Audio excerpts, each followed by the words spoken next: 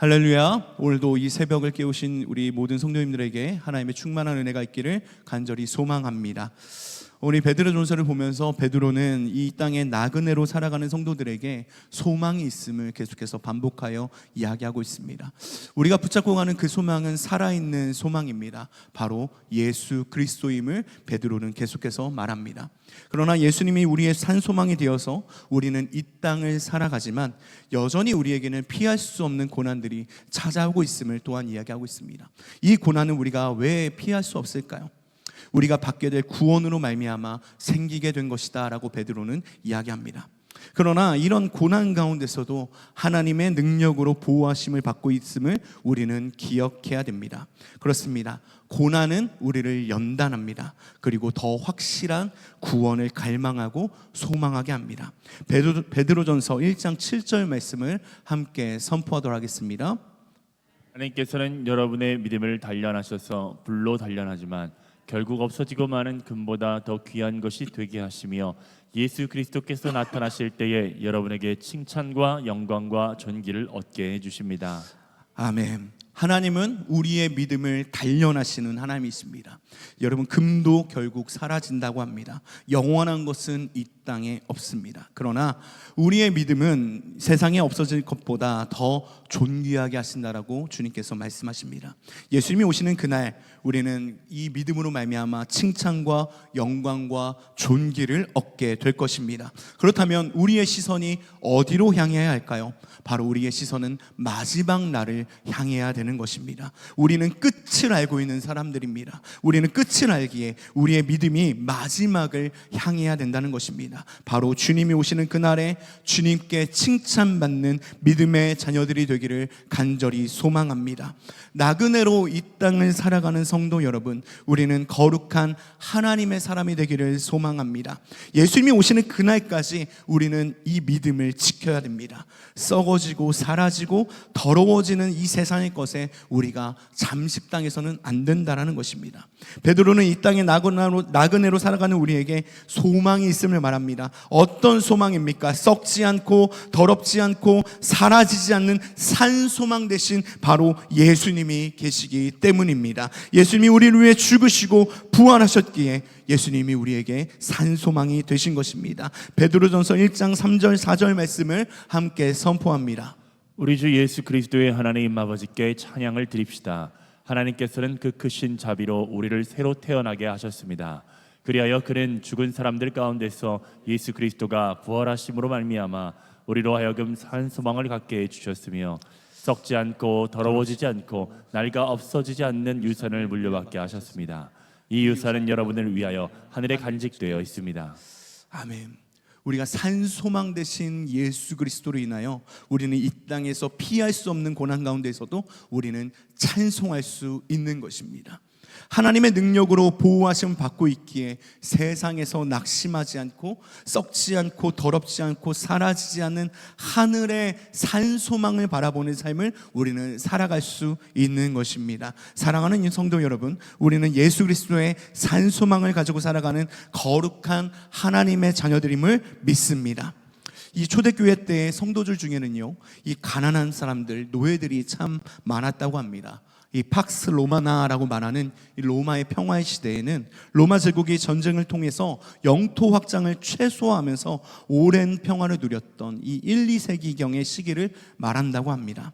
이때 도시들은요, 거의 노예를 경제활동의 중요한 자원으로 활용했다고 합니다. 1세기 말에 로마의 인구가 120만 명이었는데 그 중에 노예가 40만 명이었다고 합니다. 인구의 3분의 1이 노예였던 셈이죠.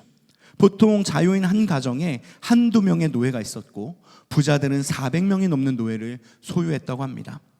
그래서 4,000명이 넘는 노예들을 둔 집도 있었고 심지어 황제의 가문에는 2만 명이 넘는 노예들이 있었다고 하니 당시 노예가 얼마나 많았는지 우리가 알 수 있습니다. 이 노예들이 하는 일들을 보면요, 농사일이나 뱃일이나 광산이나 건축 현장 같은 육체 노동뿐만이 아니라 집안의 가사, 육아, 간병, 가정교사와 같은 일, 그리고 사람의 힘이 필요한 곳이라면 거의 모든 부분에 투입해서 일을 했어야 된다고 합니다. 그래서 로마 제국을 노예 경제 사회라고 부르는 이유가 여기에 있다라고 말합니다. 그 정도로 노예가 많았으니 자연스럽게 그 중에 복음을 듣고 교회에 들어온 예수를 믿는 노예들이 있었다라는 것입니다. 예수님을 믿고 교회 안에 들어왔지만 그들의 인생은 어떻습니까? 여전히 밑바닥, 최하위의 밑바닥 인생이었습니다. 그들은 복음을 통해 세상이 모르는 자유와 존귀가 자기에게 있다는 것을 알게 되었습니다. 하나님께서는 그들을 뭐라고 말씀하셨습니까? 왕 같은 제사장이다, 거룩한 나라다, 하나님의 소유가 된 백성으로 택하셨다는 것을 그들은 말씀을 통해 배웠습니다. 얼마나 감격스러웠을까요? 그러나 말씀 밖의 세상을 나가면 예배가 끝난 후 돌아간 현실은 비참한 노예일 뿐입니다. 그렇다면 이들은 누구입니까? 존귀한 하나님의 자녀일까요? 아니면 비참한 노예일까요? 우리가 이런 노예가 되었다고 한번 생각해 보시죠. 당시 노예들은 그렇게 많은 일을 함에도 불구하고 결혼을 하거나 아이를 낳을 합법적인 권한이 없었다고 합니다. 그 어떤 인권도 누릴 수 없었습니다. 반대로 주인이 노인에게 벌을 내리거나 때릴 때는 아무런 법적 규제나 제한이 없었고, 인권은커녕 노예들에게는 물건에 붙는 상표가 붙었다고 합니다. 인격이 아니라는 것이죠. 집안에서 가장 낮은 계급에 속했으며 단지 주인 재산의 일부일 뿐이었다라고 말합니다. 악한 주인을 만나면 어떻게 되었을까요? 매일 부당하고 억울한 일을 당하고 욕을 듣고 채찍을 맞는 것이 일상이었을 것입니다. 우리가 예수를 믿는 노예라면 어떤 생각이 들었을까요? 자유를 주시고 하나님의 자녀라는 이 존귀한 신분을 주신 하나님께 비참하고 억울한 현실을 왜 그대로 두시는지에 대해서 이런 의문이 들지는 않았을까요? 이에 베드로는 이렇게 권면합니다. 오늘 본문 18절 말씀을 함께 읽어보도록 하겠습니다. 하인으로 있는 여러분, 극히 두려운 마음으로 주인에게 복종하십시오. 선량하고 너그러운 주인에게만 아니라 까다로운 주인에게도 그리하십시오. 우리가 읽은 개역개정 성경에는 사환이라고 되어 있고 세번역 성경에는 하인이라고 되어 있습니다. 여기서 말하는 이 사환과 하인은요, 항상 주인 앞에서 대기하고 있다가 주인이 명령하면 군소리 없이 순종해야 하는 몸종을 일컫는 말이라고 합니다. 예수를 믿는 믿음으로 얻어진 자유와 하나님의 자녀라는 엄청난 신분이 아무런 소용이 없는 현실을 마주하고 있다는 것이죠. 하나님께서 왜 압지 않은 강자들에게 억울한 일을 당하는 약자인 노예에게 참으라고 하는 것일까요? 이 권면은요, 불신자와 함께 살아가는 이 세상살이에 적용되는 말씀이라는 것입니다. 어떻게 같은 성도들끼리 누구는 주인이 되고 누구는 종이 될 수 있겠습니까? 성도들 사이에는 약한 자가 배려받고 강한 자가 양보하는 것이 당연한 것입니다. 그런데 세상은 그렇지 않다라는 것이죠. 세상은 정의가 아니라 이익에 따라서 흘러가기에 강한 자가 약한 자를 억압하는 것이 당연했을 것입니다. 그런데요, 교회는요, 썩지 않고 더럽지 않고 사라지지 않는 산소망을 가지지만 세상은 더 썩어지고 더럽고 사라지는 꿈을 꾸며 살아갑니다. 근본이 다르고요, 추구하는 가치와 목표가 다르다는 것이죠. 그리고 소속도 다릅니다. 본질도 다릅니다. 그런데 세상은 교회의 본질과 교회가 추구하는 가치와 목표를 우습게 여긴다는 것이죠. 그래서 황제 숭배를 하지 않는 교회를 향해서 악행을 일삼는다, 저들은 악행을 일삼는다라고 비방하고 있지는 않습니까? 이런 상황에서 교회가 말하는 어떤 교리도 변명도 세상에 통하지 않는다라는 것입니다. 악을 선으로 갚는 것 외에는 아무것도 통하지 않는다라는 것을 말씀합니다. 베드로전서 2장 12절 말씀을 함께 선포합니다. 네, 제가 읽겠습니다. 네, 함께 선포합니다. 모든 사람을 존중하며 믿음의 식구들을 사랑하며 하나님을 두려워하며 왕을 공경하십시오. 2장 12절 말씀은 이렇게 말합니다. 여러분은 이방 사람들 가운데서 행실을 바르게 하십시오. 그렇게 해야 그들은 여러분더러 악을 행하는 자라고 욕하다가도 여러분의 바른 행위를 보고 하나님께서 찾아오시는 날에 하나님께 영광을 돌릴 것입니다 라고 12절은 말합니다. 베드로는요, 인간의 모든 제도를 주를 위하여 순종하되 양심에 따라하며 예수를 믿는 사환들, 이 하인들, 이 종들에게도 범사의 두려움으로 주인들에게 순종하는 선행을 통해서 악행한다고 비방하는 세상의 비방을 잠재우고 그들 가운데 하나님의 영광을 드러내라고 말하고 있습니다. 오늘 본문의 흐름이 바로 이런 것입니다. 예수를 믿는 노예가 악한 주인의 부당한 대우 때문에 고통을 당하고 있습니다. 주인을 대하는 것 자체가 공포이고 두려움일 것입니다. 그런데 오늘 말씀에는요, 범사의 두려워함으로 주인에게 순종하라고 합니다. 2장 17절 말씀에 함께 읽었던 2장 17절 말씀에 모든 사람을 존중하며 믿음의 식구들을 사랑하며 하나님을 두려워하며 왕을 공경하십시오라고 말씀합니다. 세번역 성경에서도 모든 사람을 존중하라고 말씀했죠. 그리고 하나님을 두려워하라고 말씀합니다. 하나님을 사랑하고 하나님을 두려워하면 다른 모든 두려움, 악하고 까다로운 주인이 주는 이 공포와 두려움을 극복할 수 있다라는 말씀입니다. 그런데 베드로는 여기서 그치지 않습니다. 억울한 고난을 당하더라도 하나님을 생각하면서 참으라고 합니다. 여러분, 이것이 가능할까요? 하나님을 생각하면서 참는 것이 가능할까요? 그런데 베드로는 이것이 세상 속에서 행해야 할 우리의 선행이라고 말합니다. 베드로전서 2장 19절 20절 말씀을 함께 선포합니다. 억울하게 고난을 당하더라도 하나님을 생각하면서 괴로움을 참으면 그것은 아름다운 일입니다. 죄를 짓고 매를 맞으면서 참으면 그것이 무슨 자랑이 되겠습니까? 그러나 선을 행하다가 고난을 당하면서 참으면 그것은 하나님께서 보시기에 아름다운 일입니다. 우리가 읽은 이 말씀에 어떻게 말씀하고 있습니까? 악한 주인이 주는 부당한 고난을 하나님을 생각함으로써 참으면 그것이 아름답다라고 말합니다. 고난을 받는데 아름답다라고 합니다. 여러분, 이게 말이 될까요? 그런데 원문을 보면 부당한 고난을 참고 견디는 것은 아름다운 정도를 넘어 카리스, 은혜로운 것이라고 되어 있습니다. 즉, 이 아름다움을 은혜로움이라고 번역하는 것이 더 좋을 것 같습니다. 무슨 뜻일까요? 자신을 욕하고 비방하는 세상을 향해 교회와 성도는 의롭거나 아름답거나 선한 차원을 넘어서 오직 하나님만이 하실 수 있는 은혜로운 일을 통해 세상의 오해와 비방을 잠재워야 한다는 것입니다. 베드로는 오늘 본문을 통해서 교회와 믿는 자들의 선행을 도덕적이고 윤리적인 차원의 동료가 아니라 은혜의 차원으로 설명하고 있는 것입니다. 오늘 21절부터 25절까지 말씀을 함께 선포하도록 하겠습니다. 바로 이것을 위하여 여러분은 부르심을 받았습니다. 그리스도께서는 여러분을 위하여 고난을 당하심으로써 여러분이 자기의 발자취를 따르게 하시려고 여러분에게 본을 남겨 놓으셨습니다. 그는 죄를 지으신 일이 없고 그의 입에서는 아무런 거짓도 찾아볼 수 없었습니다. 그는 모욕을 당하셨으나 모욕으로 갚지 않으시고 고난을 당하셨으나 위협하지 않으시고 정의롭게 심판하시는 이에게 다 맡기셨습니다. 그는 우리 죄를 자기의 몸에 몸소 지니시고 나무에 달리셨습니다. 그것은 우리가 죄에는 죽고 의에는 살게 하시려는 것이었습니다. 그가 매를 맞아 상함으로 여러분이 나음을 얻었습니다. 전에는 여러분은 길 잃은 양과 같았으나 이제는 여러분의 영혼의 목자이며 감독이신 그에게로 돌아왔습니다. 아멘. 부당한 고난을 하나님을 생각하며 견디고 참으신 예수님의 십자가를 통해 우리는 구원을 받았습니다. 그렇게 구원받은 우리도 부당한 고난을 하나님을 생각하면서 참고 견디는 것을 통하여 하나님의 은혜를 드러내야 한다고 말하는 것입니다.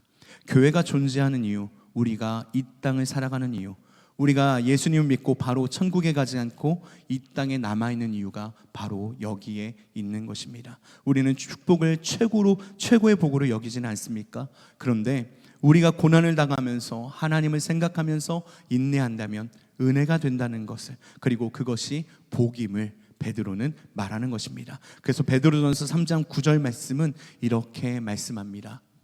악을 악으로 갚거나 모욕을 모욕으로 갚지 말고 복을 빌어 주십시오. 여러분으로 하여금 복을 상속받게 하시려고 하나님께서 여러분을 부르셨습니다. 아멘. 베드로는 이렇게 말합니다. 믿는 우리가, 그리스도인이라고 불리는 우리가 당하는 부당한 고난은요, 선택이 아니라 필수라는 것이죠. 선택이 아니라 필수라는 것입니다. 예수를 믿는 우리가 당하는 부당한 고난은 이상하거나 이 죄를 지어서 그런 것이 아니라 너무나 당연한 일이라는 것입니다. 억울한 일을 당하여서 하나님 왜 이러십니까? 하나님 왜 나에게 이런 일이 일어납니까? 이렇게 기도하면 하나님은 이렇게 대답하실 것입니다. 내가 그것을 위해서 너를 불렀는데 너는 아직도 그걸 모르고 있니? 내가 그것을 위해 너를 불렀는데 너는 아직도 그걸 모르고 있니? 이렇게 답하실 것입니다. 제가 얼마 전에 이 짧은 영상으로 이 이무연 목사님의 설교 영상을 본 적이 있습니다. 이 이무영 목사님은 이 다음 세대를 위해서 순회 설교자로 헌신하시는 목사님인데, 이 목사님이 어느 수련회에서 어떤 학생으로부터 이런 질문을 받았다고 합니다. 목사님, 저는 왜 맨날 기도하는데 우리 집은 왜 힘들어요? 왜 어려워요? 엄마 아빠가 왜 싸워요? 왜 이래야 돼요? 왜 힘들어요? 이렇게 이제 이 목사님께 질문했다고 합니다. 이에 이 이무영 목사님이 이렇게 대답하셨습니다. 그러니까 너를 그곳에 보내신 거야. 엄마 아빠가 힘드니까 예수 믿는 아들을 보낸 거지. 기도하는 아들을 보냈겠지. 너를 왜 교회에 보냈겠니? 너라도 정신 차려서 너라도 믿음 지키라고 너를 그 가정에 보내신 거야. 이렇게 말씀하셨어요. 저는 이 영상이 굉장히 기억에 남았습니다. 그렇습니다. 하나님이 우리를 부르신 목적이 무엇입니까? 하나님이 우리를 부르신 목적이 무엇입니까? 잘 먹고 잘 사는 것이 전부가 아니라는 것이죠. 잘 먹고 잘 사는 것이 전부가 아닙니다. 고인 문제를 해결해 주는 것도 아니고 나를 통해서 나쁜 사람을 벌하시는 것도 아닙니다. 오히려 불의하고 부당한 상황에 놓이게 하셔서 하나님의 은혜를 이 세상 속에 드러내려 하는 것입니다. 황당하지 않습니까? 하나님은 우리가 이 부당한 속에 상황에 놓이게 하셔서 하나님의 은혜를 드러내게 하려 하신다는 거예요. 저는 정말 이 말씀이 너무나도 황당했습니다. 그런데 이것이 진리라는 것입니다. 세상은 윤리적인 선함 정도로 자신들의 악함을 중단하지 않습니다. 로마서는 이렇게 말합니다. 악에게 지지 말고 선으로 악을 이기십시오. 악에게 지지 말고 선으로 악을 이기십시오라고 말합니다. 바로 하나님을 두려워하는 두려움으로써 순종하고 악에게 악으로 갚지 말고 선으로 갚는 은혜에 속한 일을 통하여 세상은 우리 안에 있는 하나님을 보게 될 줄 믿습니다. 하나님은 우리에게 은혜로 베푸신 이 죄인들의 구원에 대해서 세상은 진지하게 고민하게 될 것입니다. 왜 우리는 이렇게 낯설고 우리 본성에 맞지 않는 이 길을 걸어가야 될까요? 왜 우리는 이렇게 낯설고 우리의 본성에 맞지 않는 이 길을 걸어가야 될까요? 다른 이유가 없습니다. 하나님께서 우리를 이렇게 부르고 계시기 때문입니다. 그리스도께서 우리를 따라오게 하시려고 우리의 본이 되어서 먼저 이 길을 걸어가셨습니다. 예수님께서 먼저 이 길을 걸어가셨습니다. 하나님께서 예수님의 십자가를 통해서 나에게 오셨다라는 것입니다. 다른 길은 없습니다. 우리가 하나님께로 가는 길은 예수님의 십자가 외에는 다른 길이 없다라는 것입니다. 그러나 우리에게는 나를 위한 예수님의 십자가와 고난을 쉽게 받아들이면서 내가 따라야 할 길로 예수님의 십자가를 받아들이기 주저하는 이 악한 경향이 우리에게 있다라는 것이죠. 악이 가득하고 불의가 횡행하는 이 세상에서 하나님을 드러내며 하나님께로 가는 길은 예수 그리스도가 걸어가신 그 길, 예수님이 본으로 보여주신 그 길, 불의한 자를 대신하여 고난당하신 십자가의 길, 그 길 외에는 다른 길이 없다라는 것입니다. 그렇습니다. 이것이 우리가 세상에서 행해야 될 선행이며 영광으로 가는 길인 줄 믿습니다. 우리의 삶이 말씀과 거리가 먼 상황에 놓여져 있을 때가 분명 있을 것입니다. 그래서 내 인생이 왜 이렇지? 내 인생이 정말 왜 이렇지? 나에게 계속 이런 어려움이 생기지? 하는 생각이 들 때도 있을 것입니다. 그때마다 우리는 어떻게 해야 될까요? 예수님을 생각해야 됩니다. 예수님을 생각해야 됩니다. 예수님께서 나를 부르신 목적을 생각해야 될 줄 믿습니다. 죄가 없으시고 죄를 범하지도 않으시고 그 입에 거짓도 없이 예수님께서 부당한 욕을 당하시고 부당한 고난을 당하셨습니다. 그러면서 욕을 욕으로 갚지 않으시고 공의로 심판하신 하나님께 모든 것을 부탁하셨습니다. 묵묵히 자기에게 주어진 십자가의 길을 순종하셨습니다. 우리가 구원받은 것은 바로 이 은혜의 결과입니다. 우리가 생명을 얻고 자유를 얻은 것은 머리에 띠를 두른 투쟁이 아니라요, 예수 그리스도께서 감당하신 이 십자가의 은혜 때문인 줄 믿습니다. 그가 채찍에 맞음으로 우리가 나음을 입었습니다. 예수님께서 채찍에 맞음으로 우리가 나음을 입었습니다. 예수님이 악을 악으로 갚지 않고 선으로 악을 이긴 결과 우리가 죄에 대해 죽고 의에 대해 살아난 줄 믿습니다. 그렇기에 우리도 이 부당한 세상 속에서 아름다움을 추구하고 정의로움을 추구하는 이 차원을 넘어서 은혜를 드러내고 은혜를 추구하는 삶을 살아가야 될 줄 믿습니다. 이런 삶을 살아가는 우리가 되기를 소망합니다. 우리가 이 길을 걸어가면 어떻게 될까요? 고린도후서 4장 8절부터 10절까지 말씀을 함께 선포합니다. 우리는 사방으로 죄어들어도 움츠러들지 않으며 답답한 일을 당해도 낙심하지 않으며 박해를 당해도 버림받지 않으며 거꾸러뜨림을 당해도 망하지 않습니다. 우리는 언제나 예수의 죽임 당하심을 우리 몸에 짊어지고 다닙니다. 그것은 예수의 생명도 또한 우리 몸에 나타나게 하기 위함입니다. 아멘. 여러분, 이 말씀이 우리의 믿음의 고백이 될 줄 믿습니다.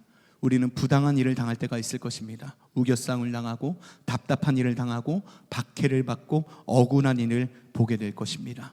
그런데 그 속에서 항상 예수의 죽음을 몸에 짊어지는 법을 우리는 배우게 될 줄 믿습니다. 그 속에서 내가 사는 것이 아니라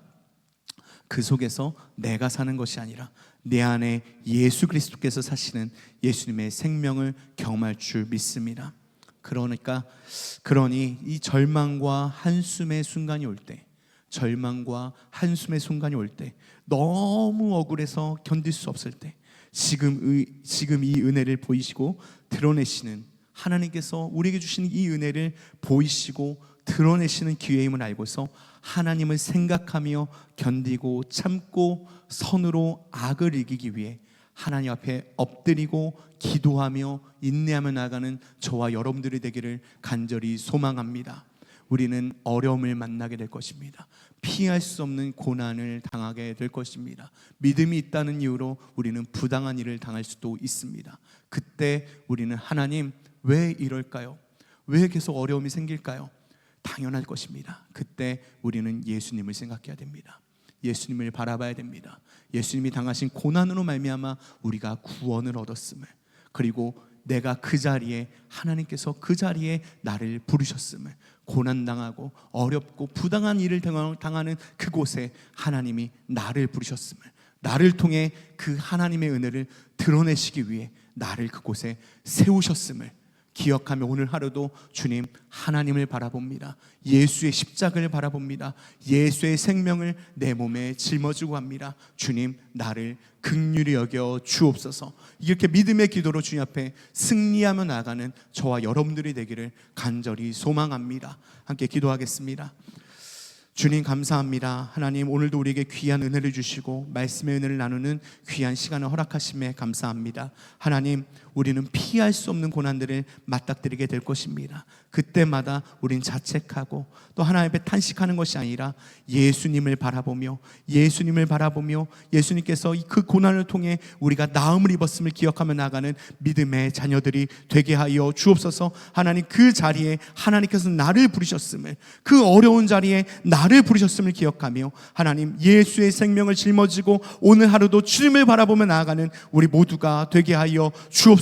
주님과 동행하는 우리 오늘의 삶이 되기 원합니다. 주님, 함께하여 주옵소서. 이 모든 말씀을 권하신 예수 그리스도 이름으로 기도드립니다. 아멘.